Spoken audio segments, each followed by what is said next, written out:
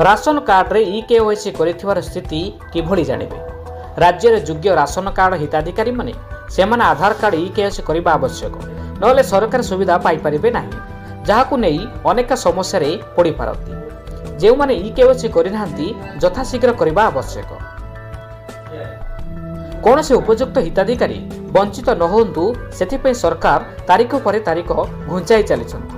जे माने ई-केवाईसी करिसंती सेमानकर स्थिति किपरि जानिबे। शेष तारीख मध्यरे जदि ई-केवाईसी न करंती ताहले चाउल ओ गहम पाइबारु वंचित हेबे। सेथिपई आपण माने मध्य घरे रही किभଳି भाबरे ई-केवाईसी स्थिति जानिबे। सेथिपई आपण माने कोन करिवे एवं केउंटी स्थिति जांच करिवे।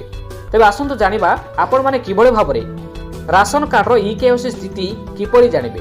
जदि आपण माने एंड्रॉइड मोबाइल व्यवहार करूछंती एवं इंटरनेट व्यवहार करिबा जानिछंती ताले आपण माने मध्य स्थिति चेक करि परिबे। जे माने एंड्रॉइड मोबाइल व्यवहार करू नांती ताले से माने जनसेवा केंद्र को जाई देखि परिबे। सेथिबे आपण को राशन कार्ड किंबा आधार कार्ड सांगरे नेबाकू पड़िबो। तेबे आसंतु जानिबा किभଳି भाबरे स्थिति जांच करिवे। प्रथमे आपण माने गूगल क्रोम किंबा ब्राउजर खोलिबाकू पड़िबो।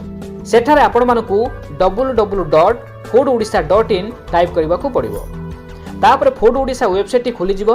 तापर डाहाण पार्श्वर देखंतु नो योर ई-केवाईसी स्टेटस उपरे क्लिक करंतु।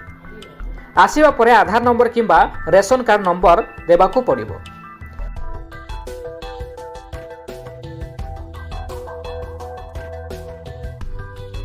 तापर सिलेक्ट स्कीम टाइप उपरे चूज करबाकू पड़िबो। जदि आपण मानकर केंद्र सरकार को कार्ड रहिछि ताहले एनएफएसए को सिलेक्ट करिवे, नचेत जदि उड़ीसा सरकार कार्ड अछि ताहले आपण माने एसएफएसएस को सिलेक्ट करबाकू पड़िबो।